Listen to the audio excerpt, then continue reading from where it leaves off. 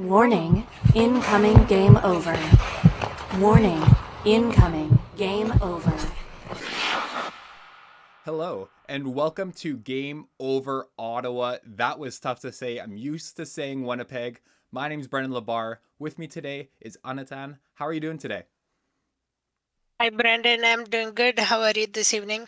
I am excellent, and I'm hoping that Terry McGurran in chat, he says, I've been here for 14 hours early. Don't start without me. I'm just grabbing a glass of milk, and hopefully that milk hasn't been out for 14 hours. Hopefully that was either in the fridge or in his stomach because that milk is going to go bad. Speaking of chat, make sure that you guys out there in the audience are in the chat. Make sure you're chatting away. Again, I'm from Game Over Winnipeg. That's what my hoodie says. We're going to also talk about the merch later. Do I know that as much about the Sens as you find people? Probably not. It's almost guaranteed that I don't. So make sure you're in the chat helping us out along for this crossover episode of Game Over. And before we get into this crossover episode, let me tell you about the flagship show of the Game Over Network, Hyperdrive Hockey. It's all things hockey across various leagues in multiple countries. Whatever it is and wherever it is, Max, Daphne, and Kev have you covered for all your hockey news with a steady dose of fun and fan engagement. You can find Hyperdrive Hockey on the Game Over Network YouTube channel or wherever you listen to your favorite podcasts. Anutan, what were your kind of big impressions of the game here tonight?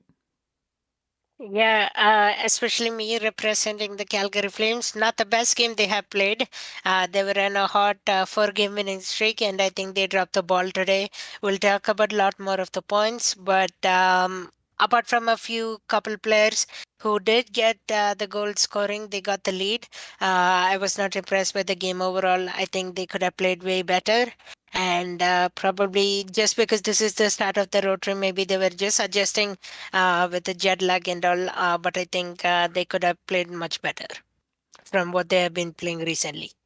Yeah, and I think you can kind of tell a little bit about that jet lag maybe being a little tired because one thing that the Ottawa Senators did really well is they kept moving their feet throughout the game, and that kind of helped them draw a lot of penalties like that Drew penalty and that Shabbat penalty later in the game. Sherratt is very Winnipeg pilled.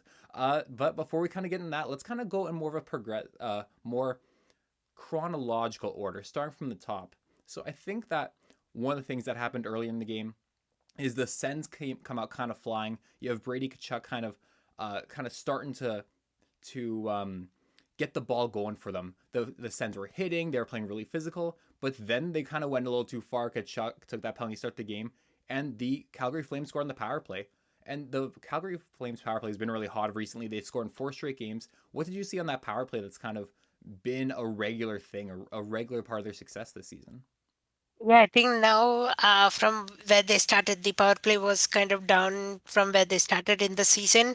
They were struggling a lot, but I think they changed up the power play units recently, and they haven't really numbered their power play unit. It's kind of what fits in that situation, and they're making simple plays too. Like they're being dynamic. They're moving from end to end.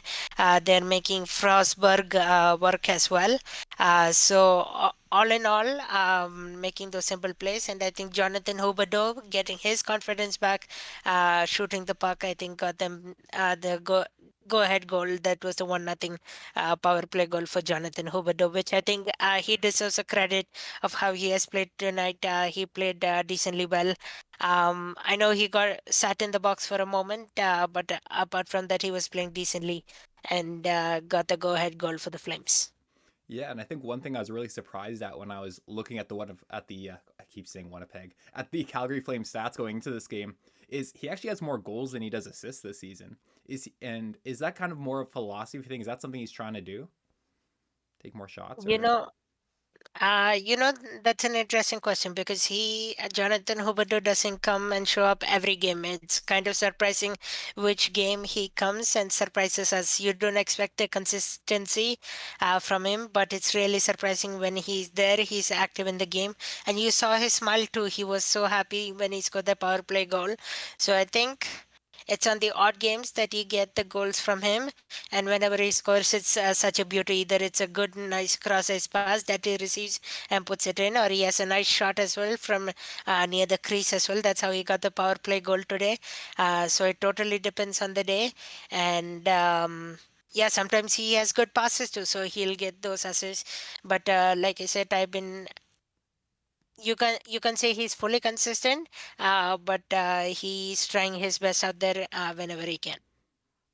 Yeah, and that's all you can ask for a guy, Just dude, he's had his struggles since going to Calgary, but it's about getting better each game or kind of trying to find your way along the way. Rome wasn't built in a day, and yeah, you can just hoping you can get a little bit better. And then what we had kind of going into the next part of the game after that power play goal, that nice Zari to Coronado to Jonathan Huberdeau tic tac toe kind of play, is the Ottawa Senators come out and you were kind of hoping for some resiliency. They come out the gate flying and then they get scored and they kind of look deflated. And we have a nice little a message here on Twitter uh, from Maude here, who's like, even though that's a no goal, horrendous follow up shift after getting scored on as usual, which apparently is something that goes on in Ottawa a lot here. But with that, did you think that kind of Uyghur goal that went in the net there, do you think that was a goal itself, or do you think that was something that shouldn't have been called back? Uh, So we are talking about that second Flames goal that was called back, especially I think.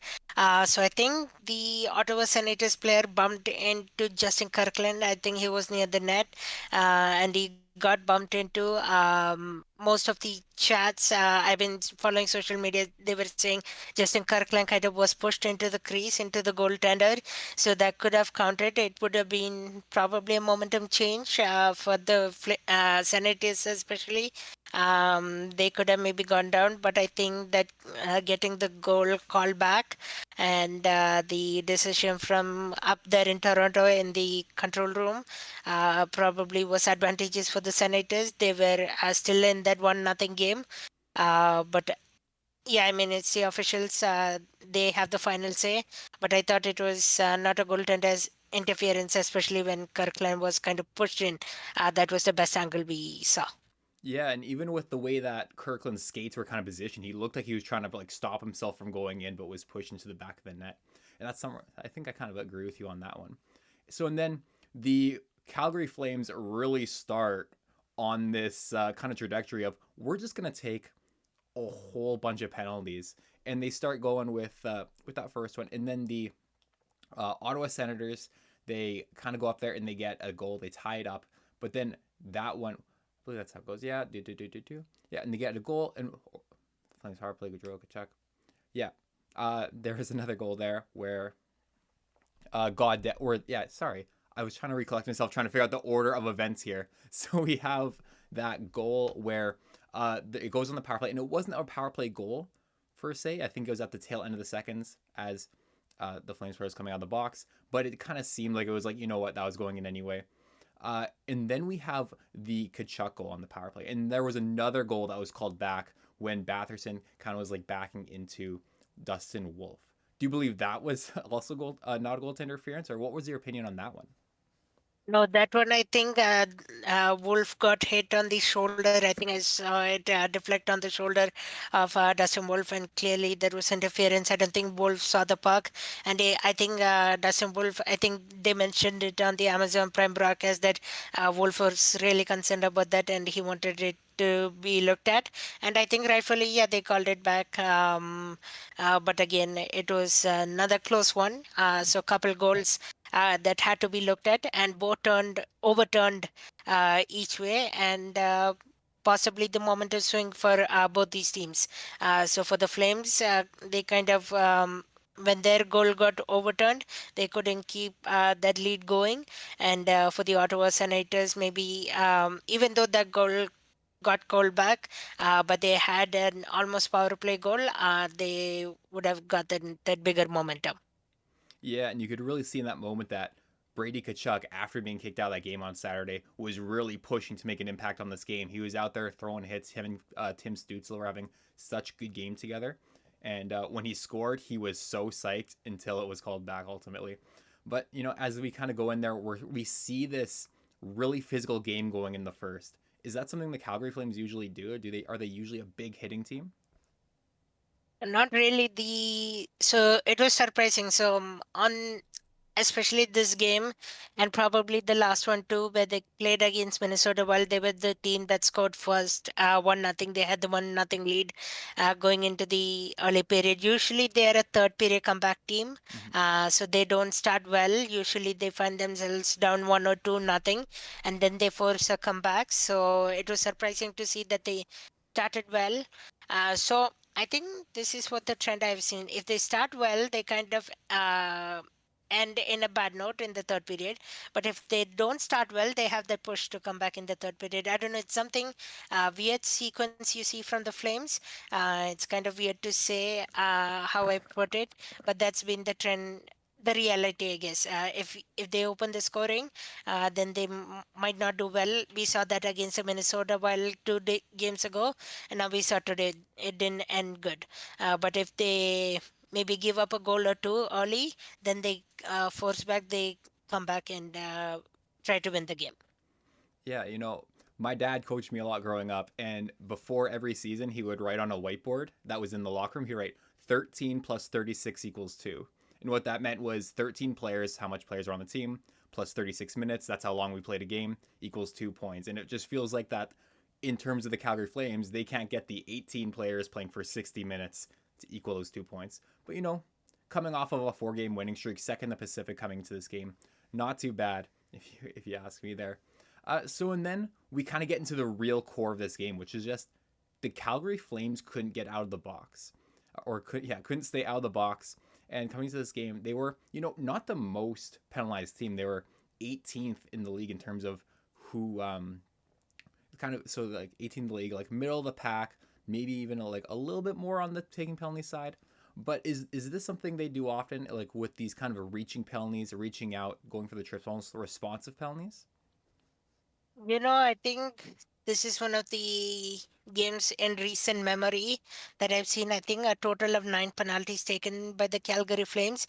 It's very unusual. And then I think I know the reason why, because especially Mac Coronato at the beginning of the game, he was kind of what do you call, I don't know if bullied is the right term, or kind of chased around, because you saw Stutzla running behind Coronato into the boards. You saw Mac Coronato flying onto the boards. Then Joel Hanley took that hard shot off. So I think it's kind of that responsive action, like you said, Brandon. Like you asked me if it's a responsive action, and I believe so. That played a factor. But usually, Flames try to be as disciplined as possible. This is one of the highest penalties a game, and that's why I said at the beginning of the show that I didn't like the way they played, and I think the penalties contributed to how this game went along. I think that would have killed their momentum. Otherwise, this could have been a different story game at all. Yeah, and I think sometimes you look at a team the way they're kind of built, and you look at for specific players who the refs might kind of be like, okay, that's the type of guy I want to target. And sometimes I think like Nazem Kadri is one of those guys. But when the other team has Nick Cousins and a guy with the last name Kachuk, I just feel like that really balances it out, and it doesn't really make too much of a difference. Uh, and with that, I think there was just one more thing I want to talk about that was kind of the story of the game. Shabbat took a shot off the top of the skate, very much like Dylan Sandberg did in the Winnipeg Jets last game. Take a drink every time I mention the Winnipeg Jets. And with that, the Ottawa Senators went to this kind of system where they went Sanderson with Nick Jensen. Then they went with another pair of two of the other guys, and then they went Sanderson and Nick Jensen again. And you could really see the Calgary Flames were having a big push, and they were able to get so much momentum off that because either they had the really exhausted pair, or they had the pair of Travis Hamonic and Bernard Docker, or I think the other guy's name is Clevin. He's just like a Googleable guy for me. Do you think the Calgary Flames could have done more to kind of take advantage of either of those pairs while they're tired or maybe not the best skaters out there? Yeah, 100%. I mean, Raina Haska is good at evaluating what lines to put there, what pairings to put there whenever it's needed. But I think Sanderson had a good game. I think he ended up with like two assists in the game, and that was momentum swing for Ottawa. I think they were fast moving. They were controlling the puck really well and playing with intensity too. I didn't see that see from the Flames, and then the penalties also added to that. I think that drained out their energy as well. So overall, I think if I mean, Ryan Huska also had a tough job tonight, juggling around the lines of pairings as well. We saw Kuzmenko not being really effective tonight. Joel Hanley got hurt for a bit, so he had to juggle with those pairings. He ended up with only 5D at one point. So I think all those puzzles that he had to work around, we'll have to see how Joel Hanley is back. I know he was back on the bench and he was playing today, but again, we'll have to see if anything. I know that adrenaline rush will have you sustained and let you continue play, but we'll have to see if something happens. Again, just sending good vibes, nothing bad or anything. Uh, but well, Ryan Haska will have to juggle something. So all those things to think about. But I think Sanderson and his teammates or his co had a fantastic game this evening. Yeah, for sure. And you mentioned juggling, and something that can be really tough to juggle is a small business. And you know what? Just like Game Over Network, and because Game Over Network is an independent production based on community inclusion and quality people. And you know what, audience? If you are interested in supporting the Game Over Network, we have crowdfunding options available. In the description of this episode, you'll find a link to our Patreon page, and we're also doing a page through LaRouque, which is a crowdfunding program for companies originating in Quebec, just like the Game Over Network. And for LaRouque, we're aiming $15,000, and if we hit that goal, we'll gain access to government grants that will allow us to employ more people. So if you don't want a Game Over Winnipeg person coming on Game Over Ottawa to host the show, maybe considering donating to LaRouque.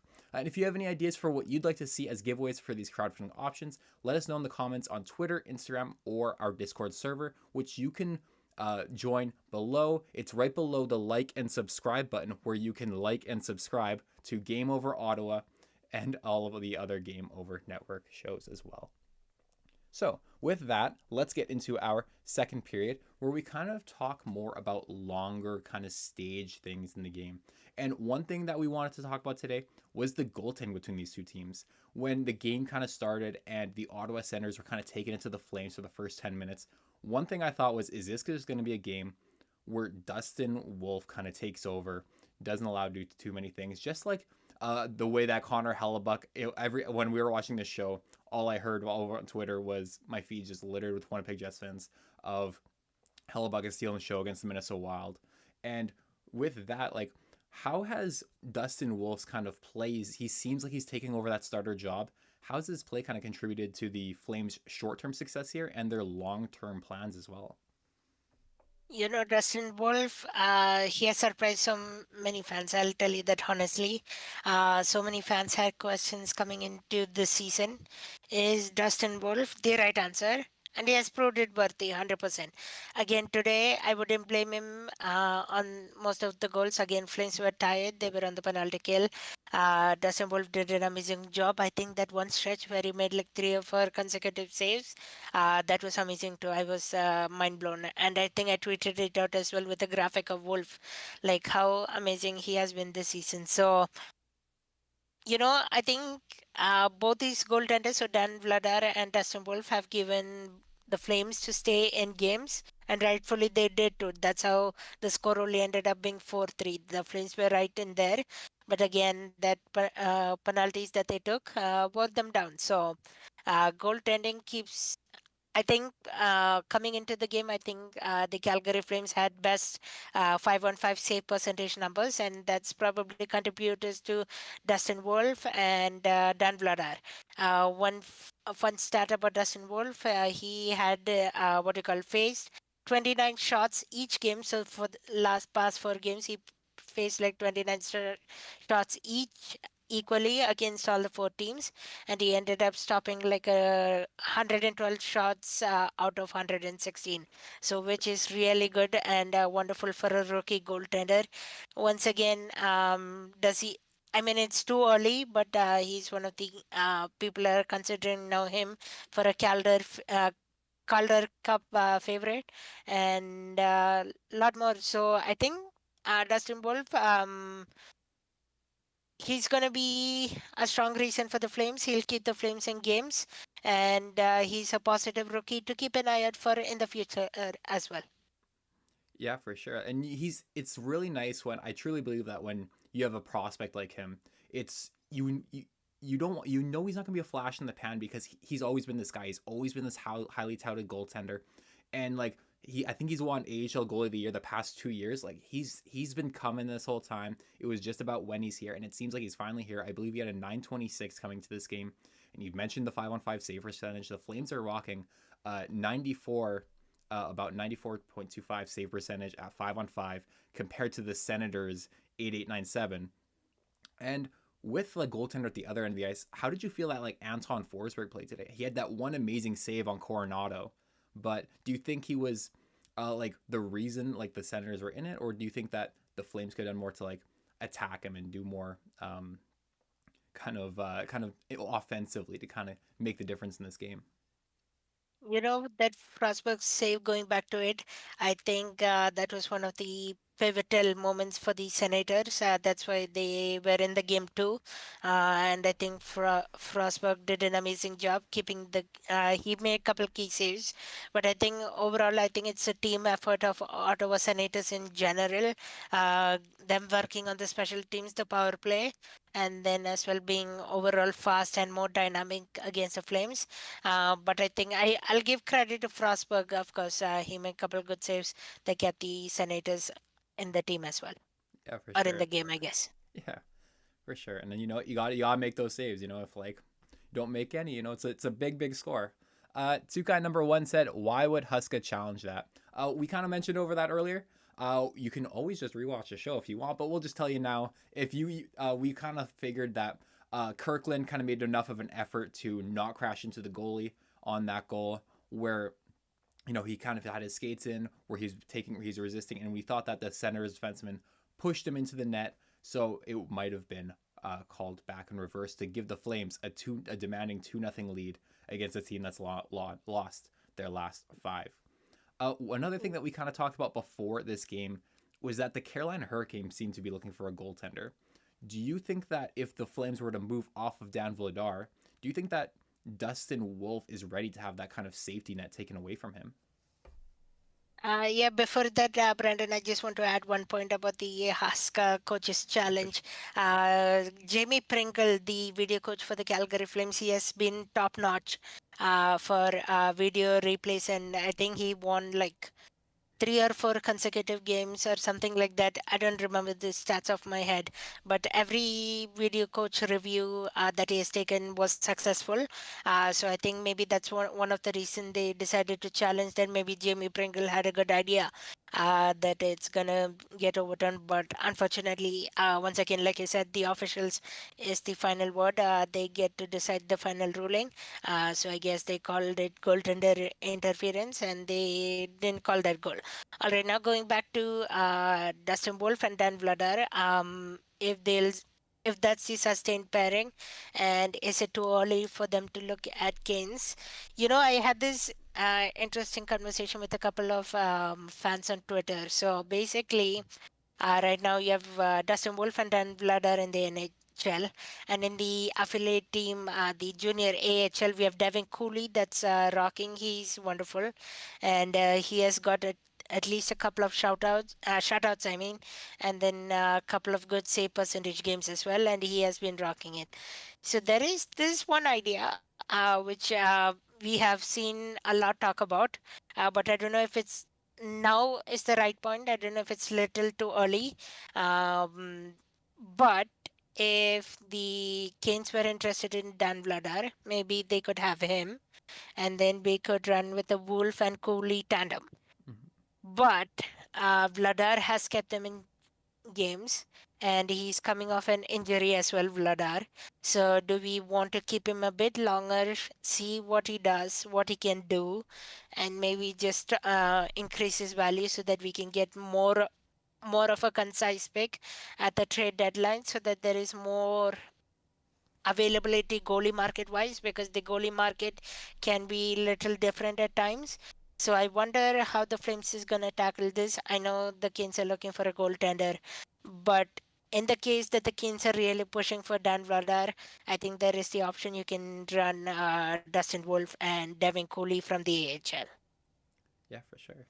And going off of that, number one, Jeremy Pringle is a great name. I would definitely love to have that name to talk about. I think I would say it every time if he was the video coach for the Winnipeg Jets. And then another thing with kind of this season for the Calgary Flames, they're second in the Pacific. And kind of being second in the Pacific, you're in this stage where you thought you weren't going to be the best team this year. And we're talking about this team still trading away Dan Vladar and getting picks at the deadline.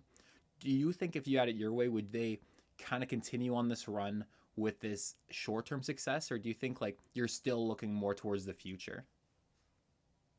It's difficult at the moment to say. I mean, it's still early. We're only 22 games done. If you ask me this question, Brandon, maybe in January, I might have a different answer for you. Just because, I mean, the team is right now focused on the long term. They are so called either calling it the retool, the rebuild, whatever the R word is. They're working on that. But at the same time, short term future, like right now, it's amazing.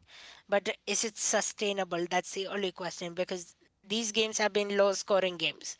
The Minnesota Wild, we won 4-3. The New York Islanders was just a 2-1 win. So, I think focusing on the long term is the right option right now, because the low scoring games, how they took the penalties today. Now we'll have to see if this translates to the Wednesday game against the Detroit Red Wings. Um, if they keep playing like this, I guess focus on the long future. But if they can be that sneaky, gritty team that's second in the Pacific Division, play a little bit more disciplined, get some shots in, get some scoring done, then focus on the short term and keep a run at it. Excellent. Yeah, because if you're playing with house money, you're playing with house money, and there's nothing wrong with that. It might be better experience for the guys like Zari and Dustin Wolf to get that more competitive experience, even if you're just playing in games that matter towards the end of the year. And I believe with that, we'll tell you that Game Over has you covered after the game. But before the game, but in order to get ready to watch your favorite team play your favorite sport, you've got to get your game on too. And Game On Hockey is a short daily news show, which is kind of taking a break right now. But it will be coming back very soon in the future. It's just getting a little retool. Not only that, we're getting an additional show with Game On Winnipeg, but we're also gonna have Game On Calgary, Game On Ottawa. If you're a fan of the Montreal Canadiens, Game On Montreal, they're all coming back. They'll all be ready to go very shortly. Stay tuned for that. So stay tuned for those great shows as well. So getting to the third period here. One thing that was kind of a big story going into the game was Matthew Tkachuk's ejection or game misconduct in the last game against the Vancouver Canucks, where he fought Dakota Joshua. And one thing that Travis Green said before the game is he said that, my God, to go after a guy because he's emotional and wants to win. Like, really, we all want our players to be emotional and want to win. To challenge a guy like that, I'm probably being light. Like, I think it's crazy. No one's perfect, and he's going to make the odd mistake that might cost us a goal. He is. But I'd rather a guy make a mistake of being emotional and playing with passion than with his heart than sit and be meek and make mistakes that way. It's not fair. And I think with kind of going off of Matthew Tkachuk, there was a lot of fans, and that was a big story on the Amazon Prime broadcast as well. Just that. Sorry, Brendan, I'm gonna correct it there. Brady Tkachuk, right? Yeah, thank you. I was gonna make that transition a little later, but with Brady Tkachuk, it was a big ongoing story. Did I say Matthew multiple times? Yeah. Yeah, thank you. With Brady Tkachuk, it's like you want to be able to like reel the guy in and not try and get trying to get him going. And I was wondering, with this kind of storyline going in, was that ever a story with Matthew Tkachuk when he was in Calgary? Did they ever like try to reel him in and try to make him less of a player, either the media or the team, or in any way? Brandon, I may not be the best person to ask that question. because of my history as a Flames fan. I became a Flames fan in very late 2022 when the Flames were in the playoff run very late. Like I think Johnny Gaudreau scored that winning goal against Dallas Stars in like Game 7, and then I just remember watching highlights of that, and I became a newer Flames fan. So I'm still learning all the history, what happened with all these players. But I know Matthew Kachuk as a player, Johnny Gaudreau, which is a sad story as well. But yeah, I don't know the how the media was towards Matthew Kachuk and all. But I will tell you, he was a great person. The Calgary Flames loved him. And then it was sad to see him go in the free agency market. And now he's with the Florida Panthers with the team. So, yeah, sorry if I was not able to answer that question, but I'm kind of a newer Flames fan and newer guy venturing into the hockey world. I just started to learn about hockey and become a Flames fan in 2022, Yeah, late 2022. Yeah. yeah, for sure. No worries. Um, well, then let's transition a little bit. Like Cole Reinhardt scored his first NHL goal tonight. He was a sixth round pick in 2020, and just getting games out of a guy you get in the sixth round, like the Jets are currently getting with a guy like Mason Appleton, is always such a great story to have those unsung heroes. As a Flames fan, do you think you have a favorite like unsung hero, a guy who's either a late draft pick or a guy you got in a trade that you weren't kind of expecting much out of, but he kind of overcame expectations? Not even draft or not even what you call signing, but I'll tell you Justin Kirkland, who they got, I think of Arizona. I think he came from the Arizona Coyotes, if I'm not mistaken, through the waivers. He was in the AHL rank list for a bit, and then he got recalled right now, and then he scored like three short-handed, not. I mean, not short-handed, sorry, shootout winners for the Calgary Flames. I think that's a great story, Justin Kirkland. And you know where Kirkland, the name comes from? Costco. Costco, yeah. And Costco is his nickname now. And I just read today on Calgary Herald as well that they are in partnership. They're talking with partnership for Costco and Justin Kirkland. So that's a feel good story. So I think he's one of the players that has surprised a lot of fans. We didn't know what we'll get out of from him, but he'll be the go-to shootout scorer for me, no matter what. I think Huska should either put him first or second down the list. I think he's a go-to. And then even Kevin Ball as well. I think apart from that penalty he took today, he has been great. He has been developing well as well. Sneaky. He came from the Jacob Markstrom trade from the New Jersey Devils, and he's a good player as well. And then even Braden Pahal as well. I think that was a good sneak by Ryan or Craig Conroy, I guess, of the waiver wire from Vegas Golden Knights. He's been amazing. He's shown up every game. He's making those sneaky hits we saw against the Senators player today, and then he's been all around the ice trying to shoot and make. So three picks for me: Justin Kirkland, who came off again the waiver wire sort of thing, and then Kevin Ball from the Jacob Markstrom trade, and then sorry, who did I say? Yeah, Braden Pahal Yeah, from the Vegas Golden Knight. Yeah. yeah, for sure. And we got Mark Cienqueta. Let me know if I said that wrong. Said beauty of a Helly jersey behind you. Thank you. I made that with Pride tape. I just took the strips. It was for the Jets Pride game a few years ago. Just had it kind of sorted out like that. I'm glad it turned out so well. I'm glad the tape stayed on. I am really happy with how it turned out. I think if I had to answer the question of who is my favorite kind of unsung hero, actually Connor Hellebuck, when they went to go scout Connor Hellebuck, they were scouting the other goalie. And then the Jets goalie came, the Jets amateur scout came back. He's like, guys, we gotta draft this guy, which is crazy because you mentioned that Dustin Wolf stat earlier in the show. The greatest Connor Hellebuck stat is that in college he had as many losses as he did shutouts, which is so wild and so crazy to have at Yeah. any sort of level at hockey where you're getting some out of it, whether you're getting paid or you're getting education. It's absolutely crazy to me. Another thing, if we're talking about like unsung moves, one time that Kevin Cheveldayoff signed Andrei Ponikarovsky, a guy from Ukraine, used to play on the Leafs, and they played him for like 10 games and they traded him for 2 draft picks. Random things pick up. So with that, let's move on to the overtime segment. And with the overtime segment, this is the part of the show where you, as the audience, just get to ask us anything. It can be about the game, it can be about ourselves, it can be about just kind of anything you feel like, anything you want to know, anything you want to contribute to the show. And while we kind of transition, while you're typing away your questions, let me say that what better way to support something you love than by rocking it as clothing. So I'm just going to show you a nice little QR code. That's where you can go to get your Game Over Ottawa apparel, and you're just always 2 clicks away from the other places as well. We also have a beautiful mug, which is just like this one here. I've been drinking out of it all game. It works very well. Or a hoodie, just like this one, but it says Ottawa on it. Wouldn't that be better than having one that says Winnipeg if you're a Sens fan? With these, we have our Game Over apparel with 3 unique designs. Whether you feel the nostalgic pull of our retro skater design, you want to make a statement with our established design, or you want to wear your love of goalies proudly with our live and die by the goalie design, or if you just need another coffee to get you through the winter, like these. I love these mugs. I have like 3. No joke. We have you covered. Designed by Brady Chalice of Game Over Winnipeg. Use the QR code on stream to take a look through our apparel store and help us rebuild local sports media in Canada while repping your community. So we'll take down these kind of mock-ups here.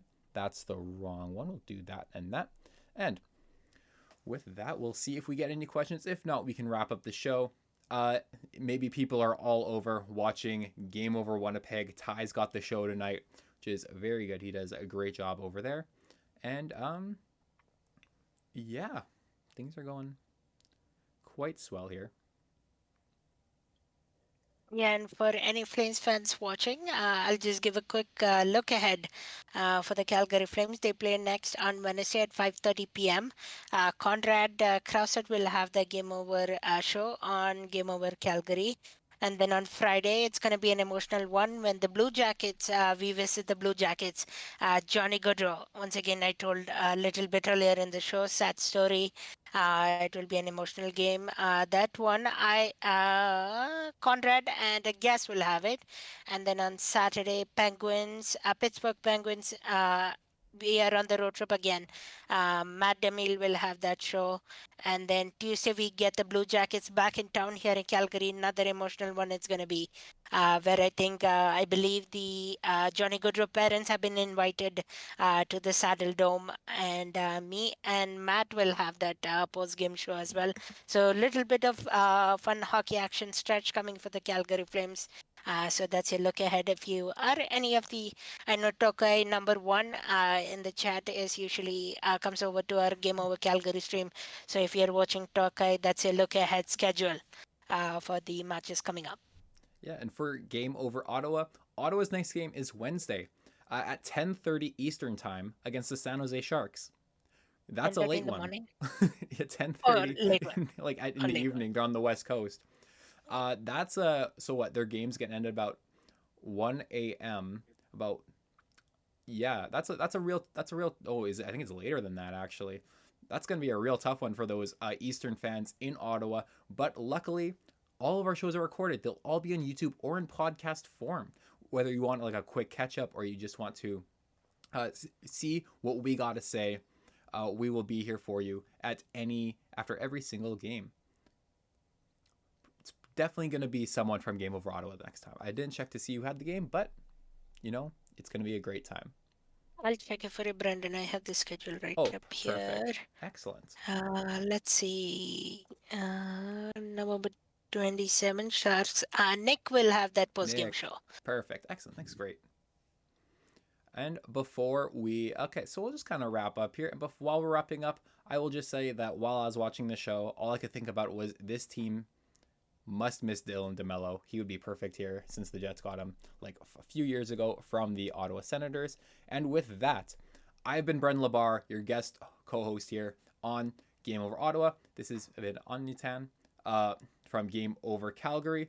Thank you so much for watching. Make sure you like, make sure you comment, make sure you subscribe, and we will see you on our next stream. See you later. Thanks for watching. Where is the button?